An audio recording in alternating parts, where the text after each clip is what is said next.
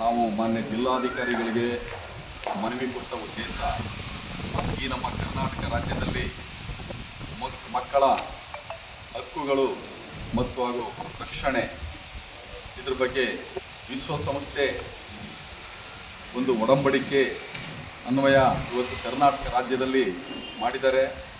ಆದರೆ ಈ ಒಂದು ಮಹಿಳಾ ಮತ್ತು ಮಕ್ಕಳ ಕಲ್ಯಾಣ ಅಭಿವೃದ್ಧಿ ಇಲಾಖೆ ಮಂತ್ರಿಗಳು ಇದನ್ನು ಗಾಳಿ ತೂರಿ ನಿಯಮನ ಯಾರೋ ಸಂಬಂಧ ಇಲ್ಲದಂಥ ವ್ಯಕ್ತಿಗಳನ್ನೆಲ್ಲ ಸದಸ್ಯರಾಗಿ ನೇಮಕ ಮಾಡಿರ್ತಕ್ಕಂಥದ್ದು ಕಾನೂನು ಬಾಹಿರವಾಗಿದೆ.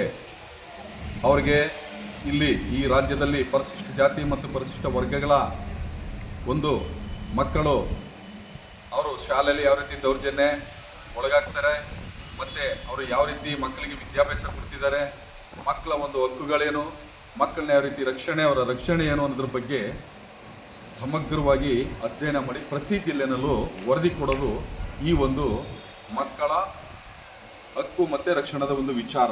ಆದರೆ ಸರ್ಕಾರ ಇದನ್ನೆಲ್ಲ ಗಾಳಿಗೆ ತೂರಿದೆ. ಸಂಬಂಧ ಪಡೆದಂಥ ವ್ಯಕ್ತಿಗಳು ಒಬ್ಬ ಸದಸ್ಯನಾಗಿ ನೇಮಕ ಮಾಡಬೇಕು ಅಂದರೆ ಅವರು ಸಾರ್ವಜನಿಕ ವಲಯದಲ್ಲಿ ಸುಮಾರು 10 ವರ್ಷಗಳ ಮೇಲ್ಪಟ್ಟು ಒಂದು ಸಾರ್ವಜನಿಕ ಸೇವೆಯಲ್ಲಿರಬೇಕು. ಆದರೆ ಅಲ್ಲಿ ಪಡ್ಕೊಂಡಿರ್ತಕ್ಕಂಥ ಕೆಲವು ವ್ಯಕ್ತಿಗಳು ಸೂರ್ಯನಾರಾಯಣ ಶೆಟ್ಟಿ ಅಂತ ಒಬ್ಬರಿದ್ದಾರೆ, ಇನ್ನೂ ಕೆಲವರೆಲ್ಲ ಇದ್ದಾರೆ, ಅವರಿಗೆ ಅರ್ಹತೆಯೇ ಇಲ್ಲ.